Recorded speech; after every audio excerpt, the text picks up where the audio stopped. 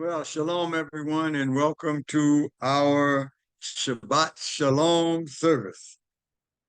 We are doing this session on a day other than Shabbat because we were called in to take a journey on Friday and were unable to present lesson 18. So we're going to do this, and then when I post it, I will let everyone know. I'll post it later today, which is actually Sunday. I'll post it, and then we'll be back into our regular routine on this Wednesday. So I want to thank you for listening whenever you listen to this posting, and just remember that um, faith comes by hearing and hearing by the word. And so we are excited every time we get a chance to go through a study of the word, because that will, in fact, feed our spiritual man with the nourishment that it needs to get this physical man through all the challenges of this world system and the difficulties that the prince of the air will try and make in each and every one of our lives. So I want to welcome you to the study. We're going to listen to some music just for a little while, and it just ended. So we're gonna stop right there and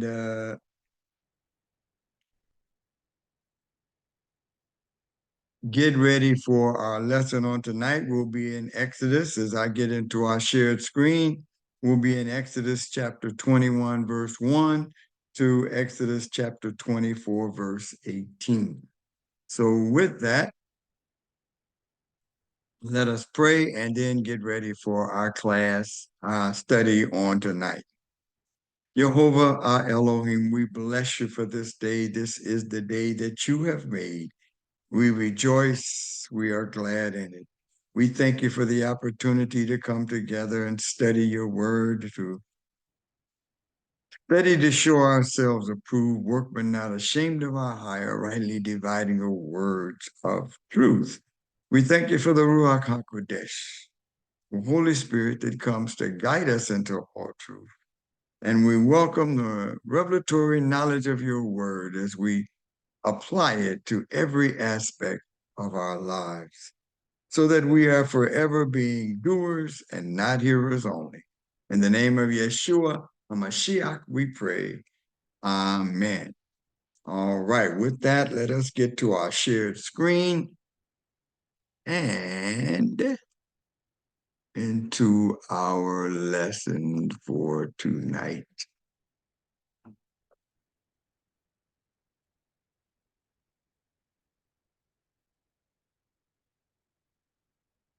All right, let's get into our slideshow. So we are in lesson 18 of 52 lessons that will get us through the first 5 books of the Bible in 1 year. And we are in season number 4. So this is our 4th year of going through this. And once again, faith comes by hearing and hearing by the word. And so as we attempt to learn even more about the foundational scriptures of the entire Bible, which are the first 5 books, which were transcribed by Moses and others with him during the journey of the children of Israel from the slavery of Egypt all the way into the eventual going into the land of Canaan. And so we are excited each time we get the opportunity to go through this lesson. And so here we are in lesson 18, which in Hebrew is Mishpatim, which means rulings. And last week at our study, which was on the 2nd, this is not the 9th, but this lesson was scheduled to be done on the 9th. Last week we had studied the actual giving of the 10 word or the 10 commandments. And now we get into the rulings or ordinances or different furthering of the understanding of the people and how they were to live in relationship with Jehovah, which is the first 5 commandments, and then in relationship with one another, which is the second 5 of the 10 commandments. And so we are excited because we get a chance to go a little bit more in depth into how the 10 words or the 10 commandments were to be adjudicated. And so we get an opportunity as we go through this to see some of the nuances, to understand once again that it was given to a people that had been in slavery for a couple of 100 years. The first years were not slavery because Joseph invited his family into the land of Egypt, where Pharaoh gave them the land of what is called Ramesses, for which a very fertile land so they could graze their animals and live their lives. So we see then that there is the understanding of the relationship between man and the creator of the universe, which we call Jehovah our Elohim or our God, and the relationship between men, which were the children of Israel, those set aside by Jehovah to, in fact, be priests and teachers of this word. So that's our responsibility, is to learn and teach and learn, and to teach others concerning in who we serve and who we are. And so with that, we're going to get into Exodus chapter 21, verse 1. We have a brief introduction, and then we will get into our lesson for tonight or today, whenever you look at this. So this study discusses the laws pertaining to the Israelite servant. So once again, as we look at this, we want to understand that these people had been in the bondage of slavery for a couple of 100 years. And so therefore, their understanding of how they were to deal with one another would be, in fact, tainted by this life of not just a servant, but a slave. So now as they're going to go into the land, the rules and ordinances of the land are for them to understand and to adhere to as the chosen people of Jehovah, our Elohim. The mandatory release after 6 years of service. So we understand that this is why it's called a servant, because a person was in servitude and could be in that position for a period of 6 years, after which time he was to be set free or given the opportunity to go free. And the procedure followed when a servant expresses a desire to remain in his master's service. Then another section continues with the laws of personal injury. When someone or someone has done to someone else, or an animal that belongs to someone has done to someone else, well, that's called personal injury. So injury had occurred and how restitution can be made. The punishment for one who kills or injures his servant, and for one who causes a woman to miscarry. So we'll get into that as we go through this lesson as well.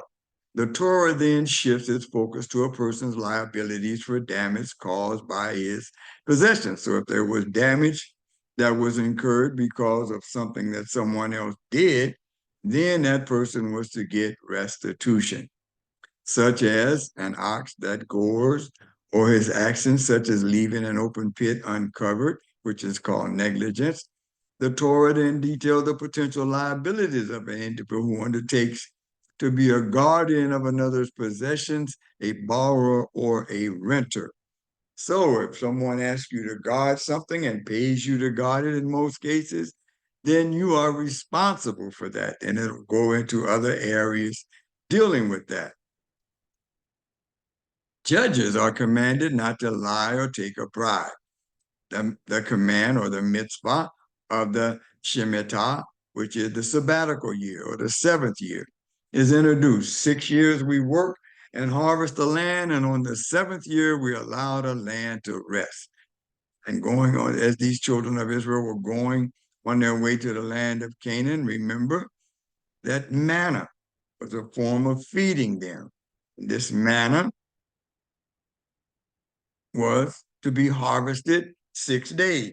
On the sixth day, you would harvest enough for 2 days. And on the seventh day, you rested. So you would prepare on the sixth day what you would need on the seventh day. Similarly, on a weekly basis, 6 days we work, and on the seventh day, we and our cattle and servants must rest. So everybody rested. You didn't hire people to go in and work the land for you. You allowed the land to rest, the animals to rest, your servants, everybody relating now to the creator of the universe who has set aside this day, and then was to honor that by resting.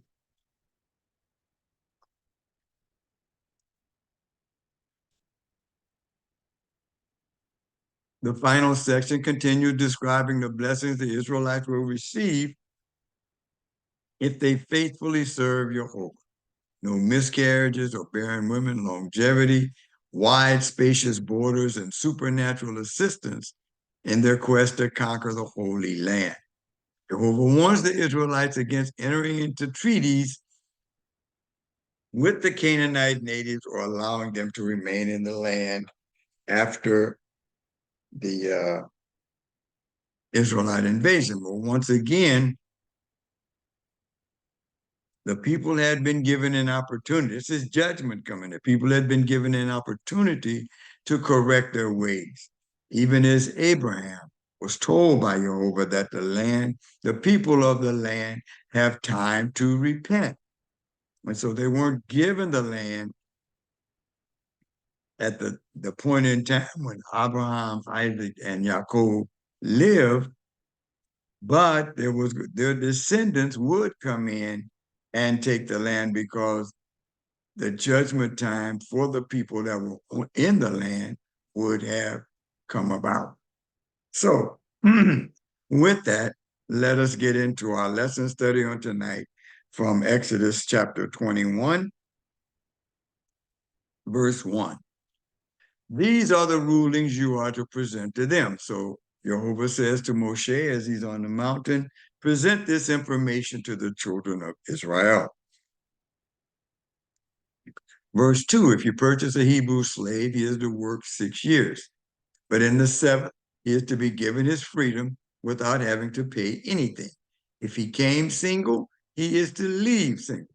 So usually this was a person working off debt or needing to save up money in such a way that maybe someone would rent his land or whatever for this time period, and he would go and sell himself into servitude so that he could get a fresh start in the seventh year. And so if he came in single, didn't bring his family with him, but just him, then he was to leave single. If he was married when he came, his wife is to go with him when he leaves. But if his master gave him a wife and she bore him sons or daughters, then the wife and her children belong to her master, and he will leave by himself. So now this is some woman, it could be a daughter, it could be someone else that the master has allowed this person who has sold himself to in fact marry. However, that person and the children of that marriage, it was up under the discretion of the master as to what would happen with them. So he could leave and he could perhaps purchase the children or something like that, but they would not automatically go with him. Nevertheless, verse 5, if the slave declares, I love my master, my wife, and my children, so I don't want to go free, Then his master is to bring him before Elohim, that's the council of the judges, and there at the door of the doorpost, his master is to pierce his ear with an awl, and the man will be his slave for life. So now this man is going to stay with the master for the rest of his life because he likes the way he has been treated. He likes the woman who has become his wife, and he wants to raise his children. So then that is where this pierced ear situation comes from. And this relegated him with that earring in his ear. This relegated him to stating to everyone that he has agreed that he would work in this place, on this land, for this man the rest of his life. If a man sells his daughter as a slave, she is not to go free like the men slaves. If her master married her but decides she no longer pleases him, then he is to allow her to be redeemed. Once again, the ability to have a price set on what this situation, what is the compensation in this situation. He is not allowed to sell her to a foreign people because he has treated her unfairly. So now he decides he wants to marry her, but then decides, I don't want her anymore. Well, there's a price to be paid for what has transpired in this situation.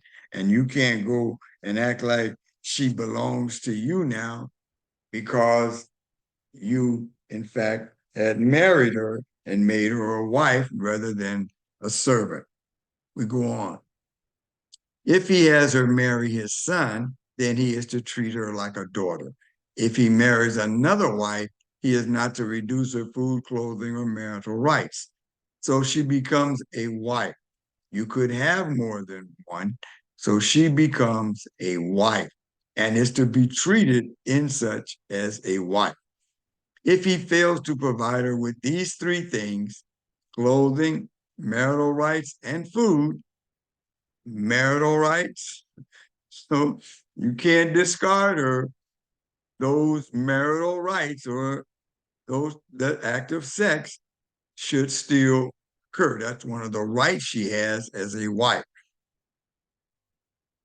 If you decide you don't want, she is to be given her freedom without having to pay anything.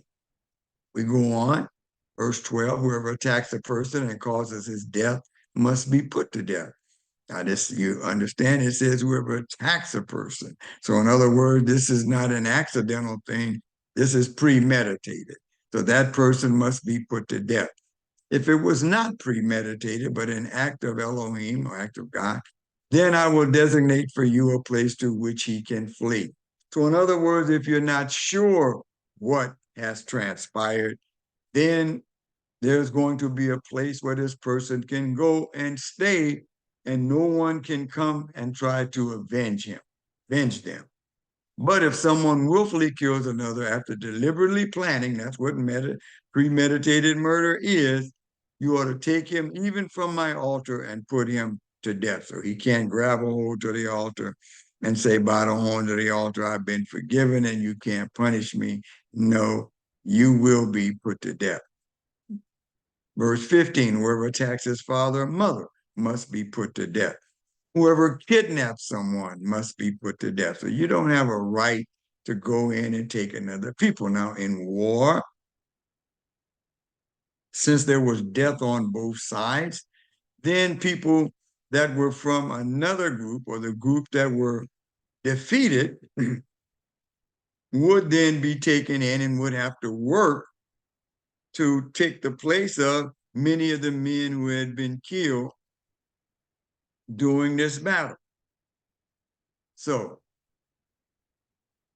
that's a whole different thing in someone who's cursing or basically refusing to be obedient to their father and their mother. Verse 18, if two people fight and one hits the other with a stone or with his fist, and the injured party doesn't die but is confined to his bed, then if he recovers enough to be able to walk around outside, even if with a cane. This is not a permanent injury, but it's an injury that is healing. That's why he's even walking with a cane, because he is healing.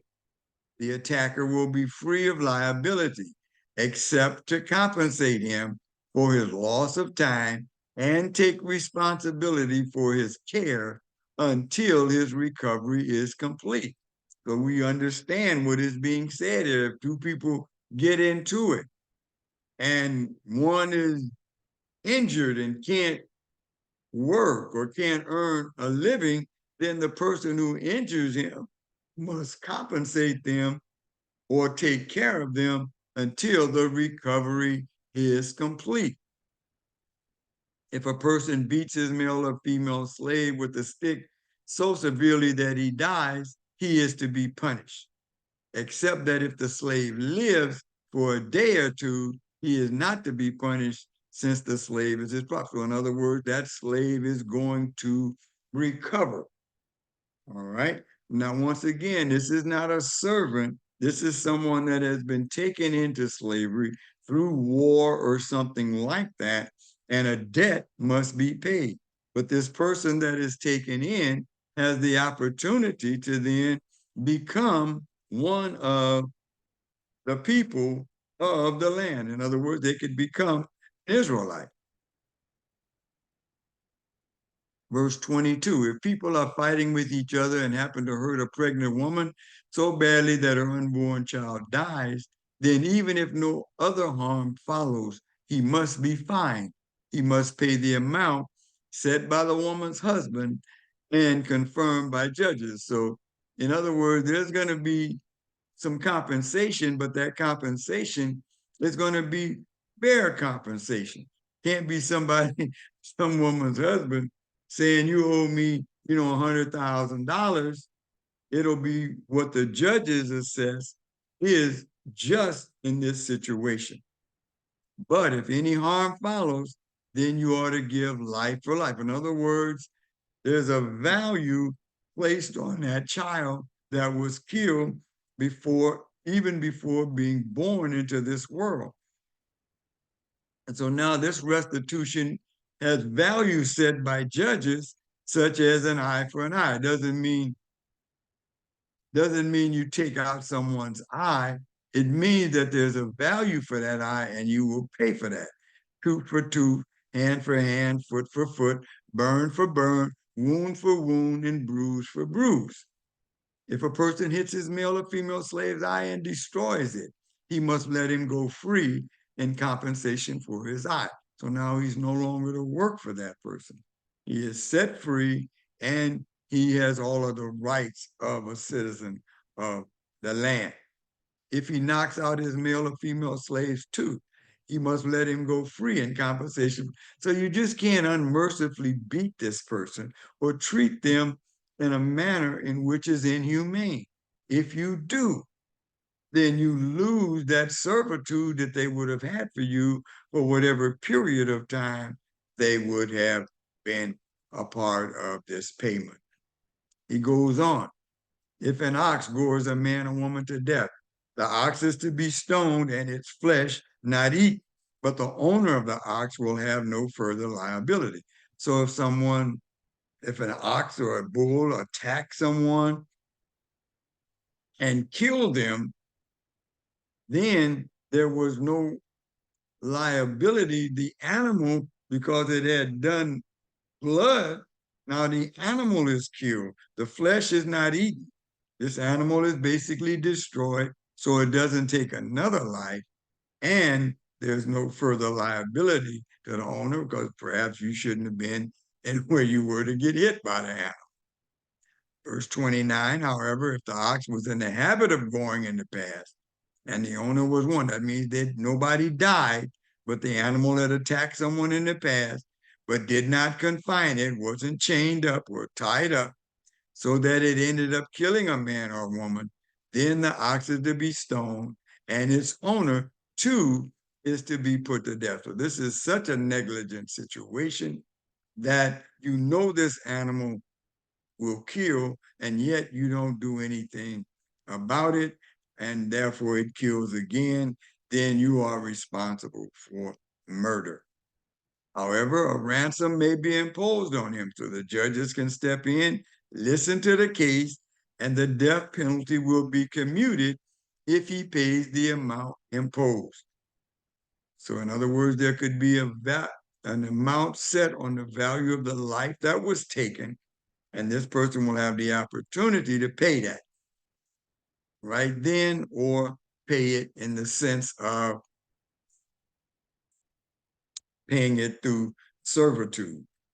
If the ox gores a son or daughter, the same rule applies.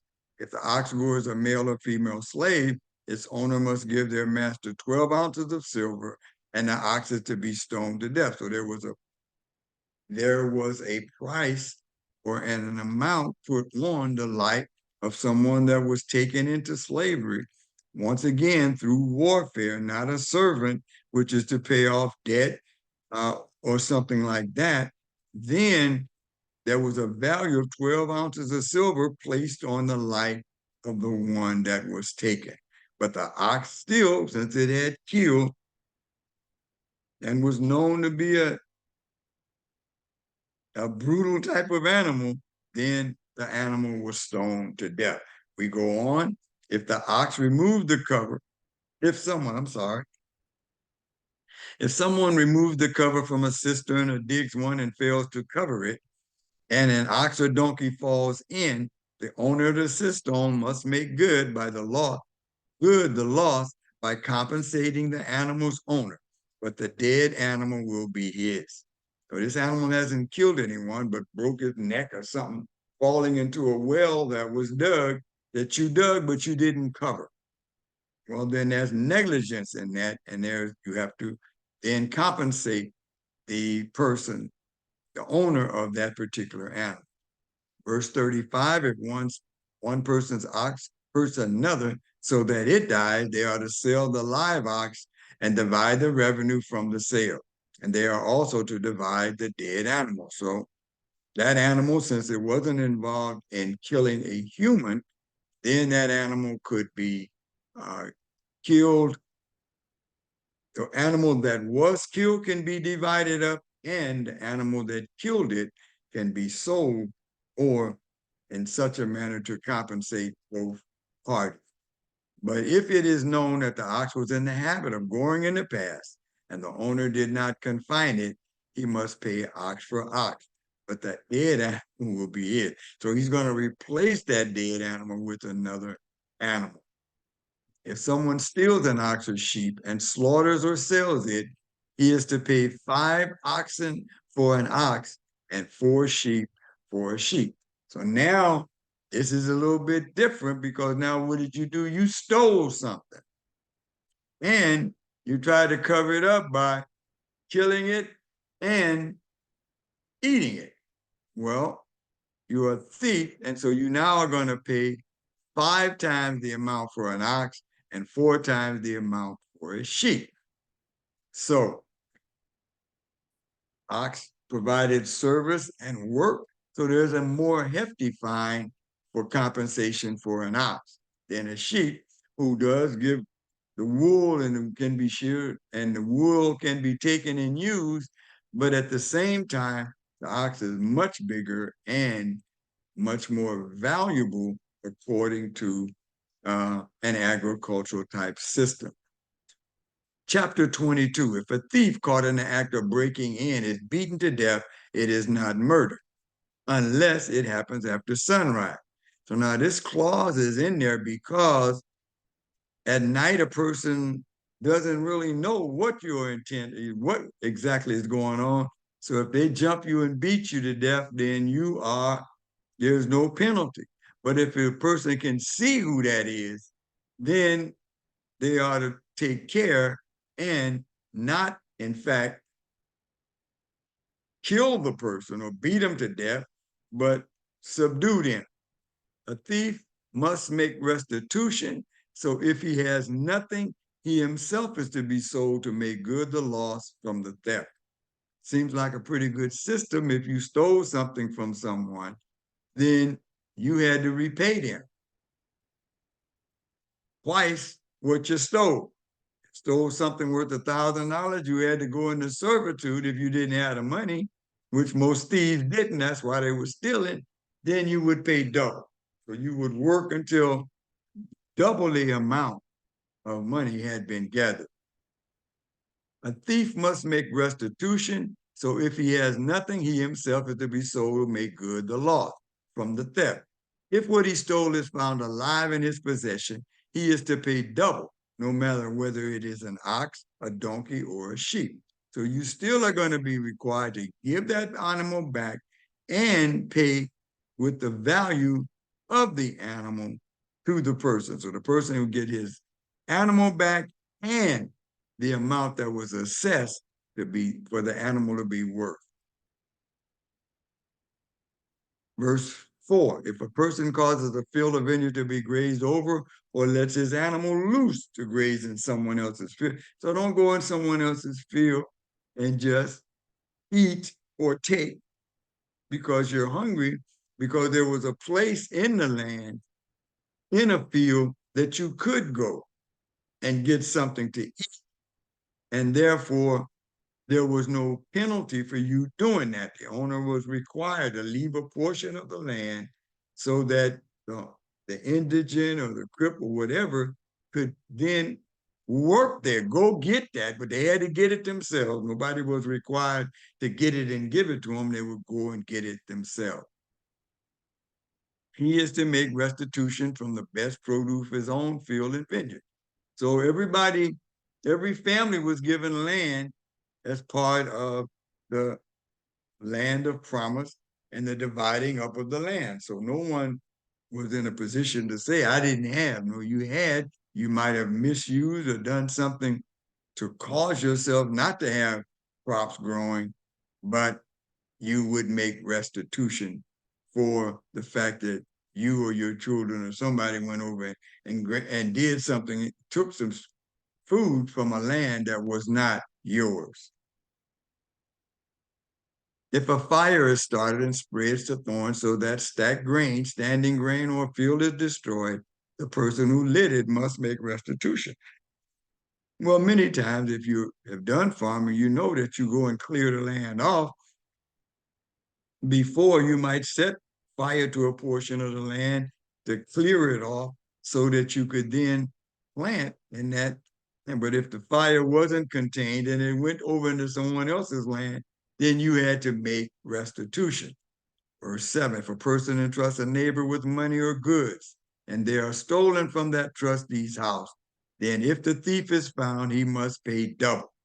But if the thief is not found, then the trustee must state before Elohim that he did not take the person's goods. So now there's going to be a trial of some, and this person is going to stand there and say, I didn't do that. Right? So that's what he is required to do. In every case of dispute over ownership, whether of an ox, donkey, sheep, clothing, or any missing property, where one person says, this is mine, both parties are to come before Elohim, and the one whom Elohim, this is the judges, condemns must pay the other one double. So they say, no, we agree that this animal belonged to someone else. You are basically trying to steal it. Therefore, he gets the animal and you have to compensate him for his trouble. Right? So in the court system of this country, there is the damages from what took place. And then there's another kind of damage for the fact that you were lying, you weren't telling the truth. So not only does the person get that, but there's punitive damages for bringing them to court in the first place. So you will pay extra for harm that has come to that person. Verse 10, if a person trusts a neighbor to look after a donkey, sheep, or animal, and it dies, is injured, or is driven away unseen, then the neighbor's oath before Jehovah that he has not taken the goods will settle the matter between them. The owner is to accept it without the neighbors making restitution. That is, if he didn't pay the man to watch it. This is the fact that he's just saying, man, can you watch that? I'm gone. And the man says, okay, I'll try to keep my eye on it. But the animal runs away or something comes in and kill it, then that man is not responsible. But if he was paid to watch that animal, then it's his problem. The owner is to accept it without the neighbors making restitution if, in fact, the owner was not paid to watch that particular animal. But if it was stolen from the neighbor, he must make restitution to the owner, in which case he wasn't watching it at all. Somebody come in and took it. So he has to pay. If it was torn to pieces by an animal, the neighbor must bring it as evidence. And then he doesn't need to make good the loss. So if an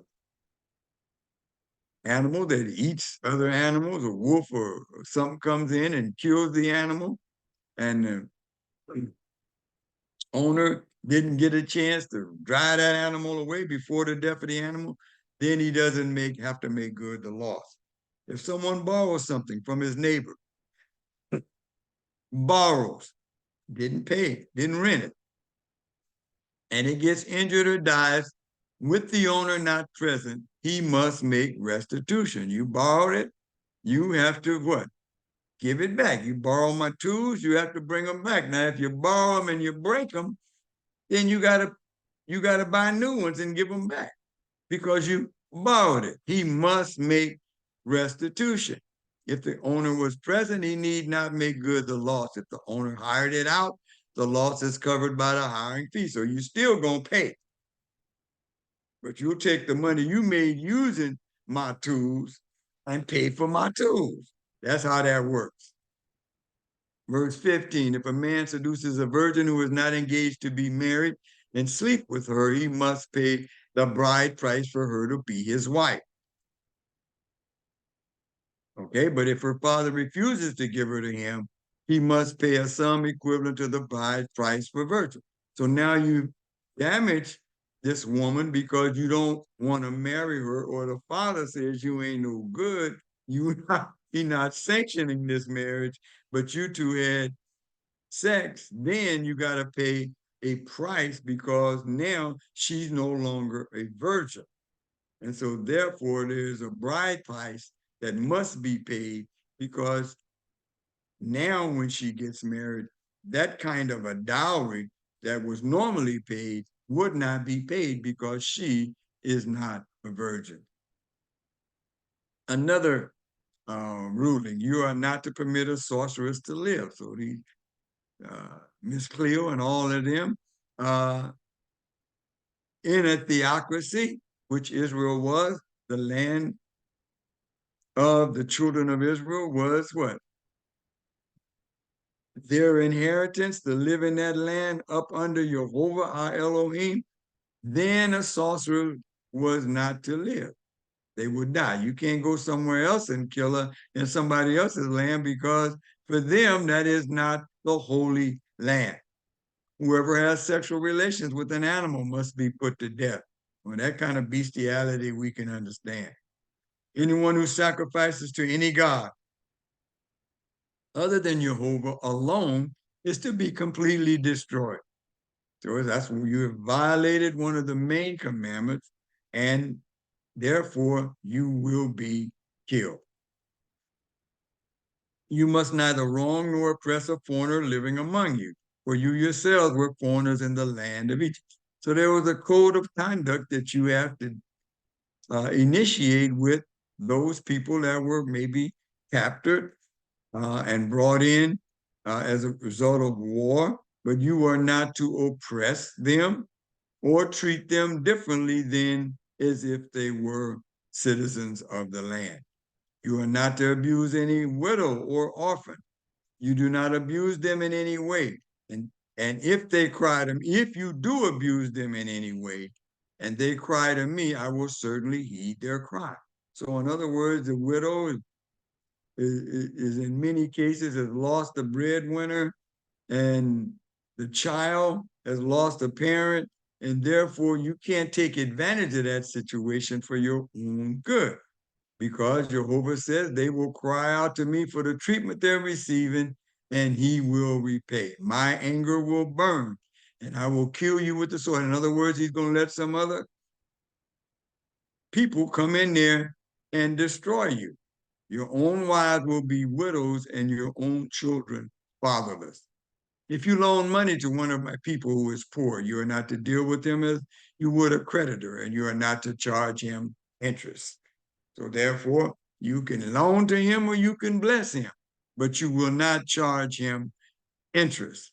If you take your neighbor's coat as collateral, remember Yeshua talked about that in the sermon, what is called the Sermon on the Mount.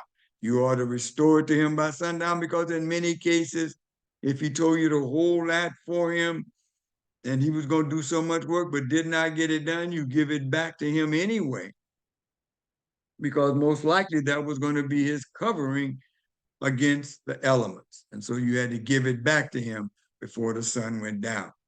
Because it is his only garment, he needs to wrap up his body.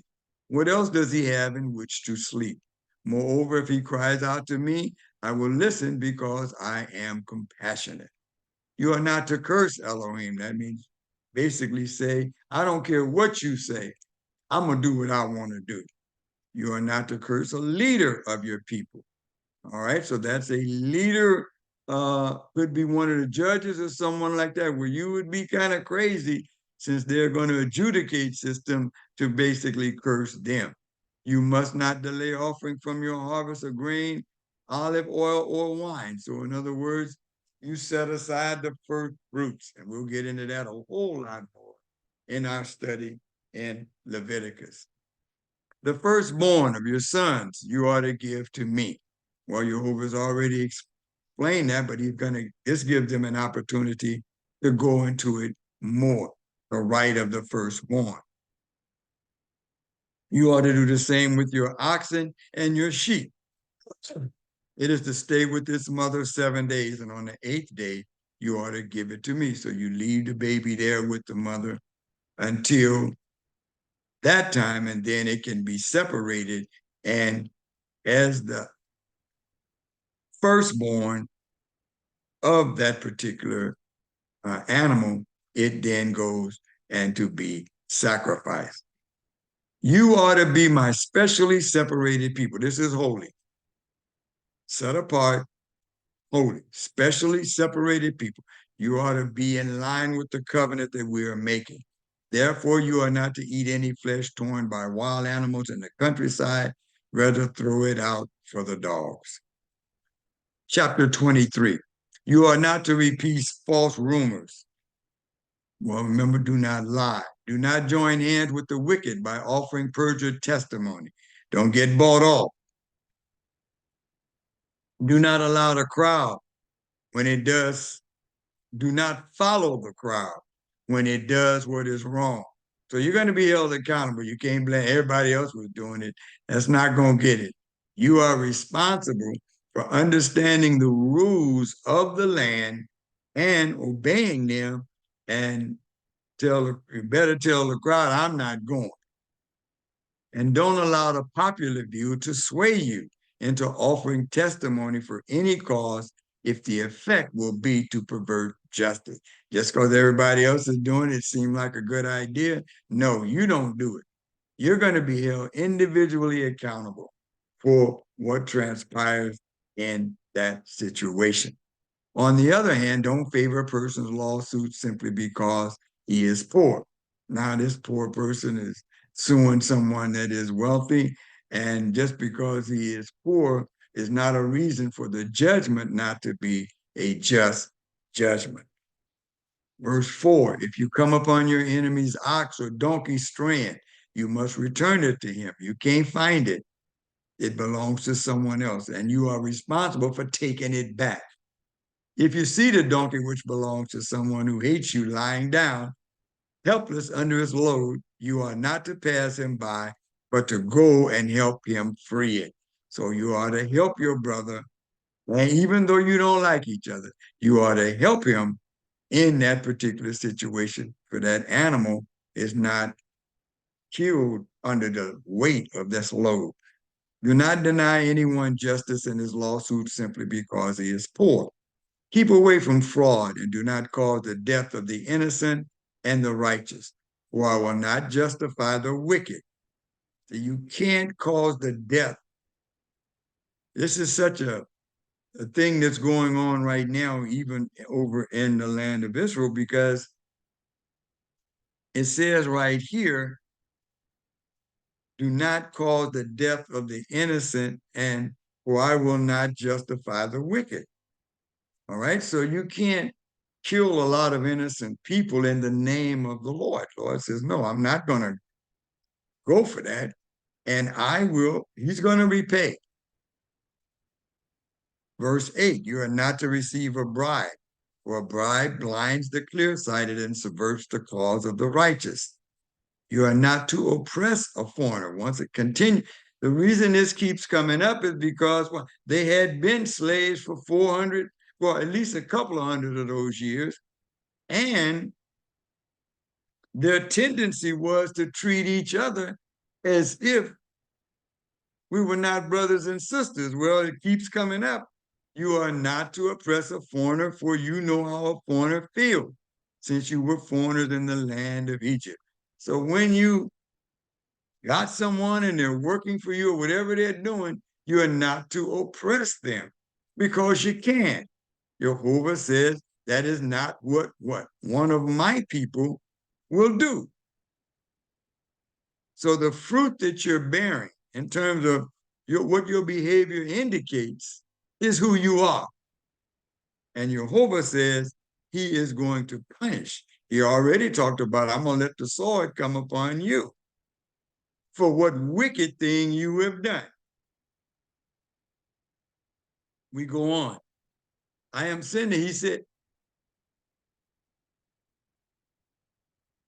how did I get it? Jump. Verse 20, I am sending an angel ahead of you to guard you on the way and bring you to the place I have prepared. Pay attention to him. Listen to him. Now, he says, I'm sending an angel ahead of you. In other words, not me, which Moses is going to address later, continuing on the journey to the land of Canaan. Says, pay attention, pay attention. Now, you're going to follow the cloud by day because that's the only thing protecting you from that hot sun. And you're going to follow the fire by night because that's warming you against the elements. Do not rebel against him, because he will not forgive any wrongdoing of yours, since my name resides in him. But if you listen to what he says and do everything I tell you, then I will be an enemy to your enemies and a foe to your foes. So now Jehovah says, if you are obedient, just like in the garden, if you are obedient, that is life. Disobedience brings consequences.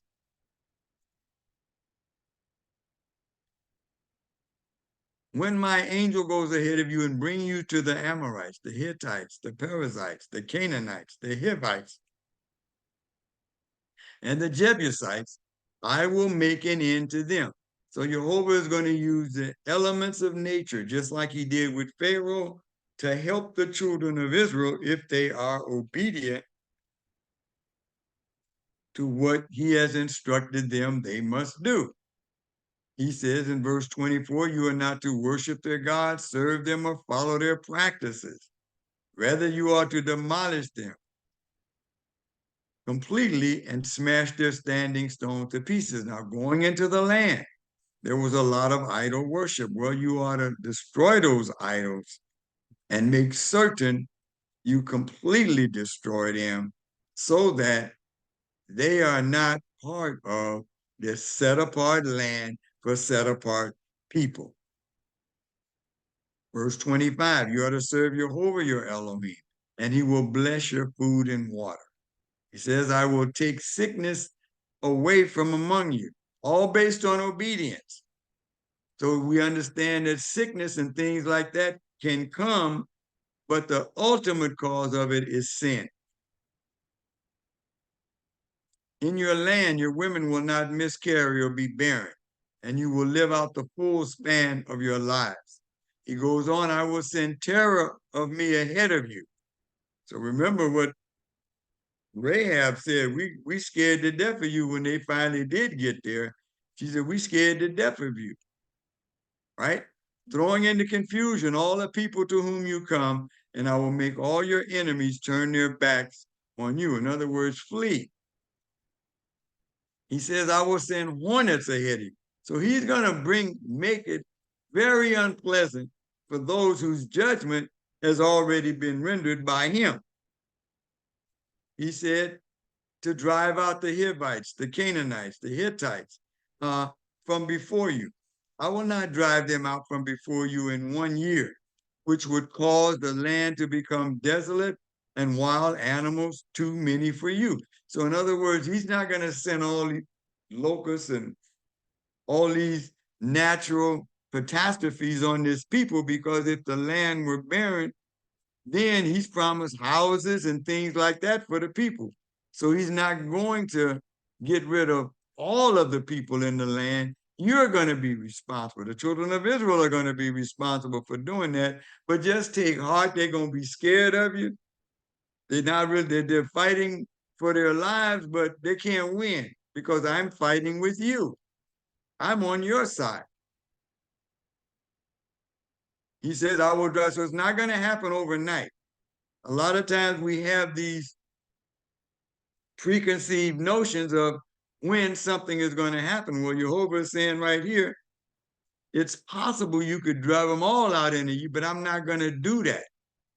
I'm going to slow it down to let you what? Mature in what you are doing. He goes on in verse 31. I will set your boundaries from the sea of Salt to the sea of the Philistine. That is the Red Sea, all the way to the Mediterranean Sea. And then he says, from the desert to the Euphrates River. So that was all the land that the children of Israel would have the opportunity to take. They never did. And for that, punishment came, because that was the design of the purpose for which they continued to say, we will do whatever you say. For I will hand the inhabitants of the land over to you, and you will drive them out from before you. So they would tell them, you can leave. Get out of the land. But if you don't, here we come. You are not to make a covenant with them or with their God. So in other words, don't get hung up on who they got. None of that. Don't make any covenant with them. Here's the rule. Get out. If you don't leave, then you're going to perish. That's it. Verse 33, they are not to live in your land. Otherwise, they will make you sin against me by ensnaring you to serve their gods. We go on. Chapter 24 as we conclude our lesson for today. To Moshe, Jehovah said, come up to Jehovah, you, Aharon, Nadab, Abihu, and 70 of the leaders of Israel. Prostrate yourselves at a distance, while Moshe alone approaches Jehovah. The others are not to approach, and the people are not to go with him. Go up with him. Moshe came and told the people everything Jehovah had said, including all the rulings. So Moshe would tell the people everything that Jehovah had said. We see in this picture of the writing down, we see all that going on. So Moshe then would write down. First he'd tell them, and then first he'd write it, tell them, and then make sure that he wrote down all the words of Jehovah. So everything that he would tell the people would be transcribed so that they would have it. Because it's what? It's part of the covenant agreement. He rose early in the morning, built an altar at the base of the mountain, set upright 12 large stones to represent the 12 tribes of Israel. Moses is acting as the priest now. he sent the young men of the people of Israel to offer burnt offerings and sacrifice peace offerings of oxen to Jehovah. So remember, the eldest one in the family was considered the priest of the family, eldest male. Therefore, this is before the sin of the golden calf, each one of them would be allowed to offer sacrifices. That's why it says the young men, the leaders, to do that. Why? Because they were considered, Jehovah said there would be a nation of priests. So all of them would be priests, but at this point, the firstborn male was considered the religious leader of the family. Therefore, they could offer sacrifices to Jehovah. Moshe took half of the blood and put it in basins. The other half of the blood he splashed against this altar. Now, this is a stone altar. This is not the same altar that was made out of brass that would be used in the future after the tabernacle and the courtyard were completed. Then he took the book of the covenant. Once again, everything he's telling them, he had written down. And then he read it aloud so that the people could hear, and they responded, everything that Jehovah has spoken, we will do and obey.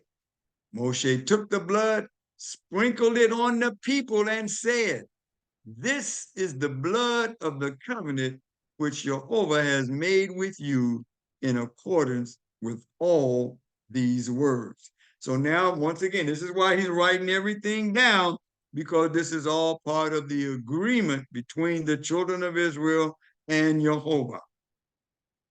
And in this instance, Moses took the blood and sprinkled it over most likely the leaders of the people. And then the leaders of the people could then, in fact, maybe sprinkle some of the others. And we close our lesson, verse 9. Moshe, Aharon, Nadab, Abihu, these are the sons. Nadab and Abihu are the sons of Aharon. And 70 of the leaders went up. So they left the gathering of the people to go up towards Mount Sinai. And they saw the Elohim of Israel. Under his feet was something like a sapphire stone pavement, as clear as the sky itself. He did not reach out his hand against these notables of Israel. On the contrary, because he told them, don't break through, but he had given this group permission to break through, to come closer. Not all the way up to where Moses is going, but to come to the mountain. He did not reach out his hand against these notables of Israel. On the contrary, they saw Elohim even as they were eating and drinking. So they could bring some of the meat from the sacrifices they had made to a place closer to this mountain than the rest of the people. Verse 12, Jehovah said to Moshe, come up to me on the mountain and stay there. I will give you the stone tablets with the Torah and the commands I have written on them, so that you can teach them. Moshe got up, also Yahashua or Joshua, his assistant, and Moshe went up onto the mountain of Elohim. So he would go up even further up into the cloud, and Joshua would go to a place even closer than these other leaders with Moshe. I guess we call him his armor bearer. To the leaders, he said, stay here for us until we come back to you. See, Aharon and Hur are with you. Whoever has a problem should turn to them. Moshe went up onto the mountain, and the cloud covered the mountain. The glory of Jehovah stayed on Mount Sinai, and the cloud covered it for 6 days. On the seventh day, now Moses is at a higher place, but now on the seventh day, Jehovah calls out to Moshe out of the cloud. To the people of Israel, the glory of Jehovah looked like a raging fire on the top of the mountain. Moshe entered the cloud and went up on the mountain. He was on the mountain 40 days and nights. So we see then that everything, this is what the blood covenant is all about. That's why Yeshua said it's through his blood that we enter the covenant as his chosen. For we were found in him before the foundation of the world. And so therefore we are his chosen. So he has entered into a blood covenant with us and for everyone who would join with us, because it was his blood that was taken to the throne in the heavens, and Jehovah received the blood and told him to sit at my right hand till I make your enemies your footstool. So with that, then that blood makes us part of the covenant of Jehovah that we were predestined to inhabit. And so the whole understanding of this, we see it being taught to the children of Israel by Moshe what this actually means and how you are to live your life. All right, with that, I'm sorry there was a portion that I missed, and I believe that portion was considered, once again, obeying the Sabbath and then the year of Shemitah. So I'm not quite sure what happened, but some kind of way that got away. But thank you all so much for joining me. And as we close out our sessions of Torah study, we always give the priestly blessing. May Jehovah bless you and keep you. May Jehovah make his face shine upon you and be gracious to you. And may Jehovah lift up his countenance upon you and give you peace. And with that, I'll see you on Wednesday night. We'll be in the book of Colossians. I'm sorry, Ephesians chapter 3. So let me get out of this and I will say Shalom. See you on Wednesday night.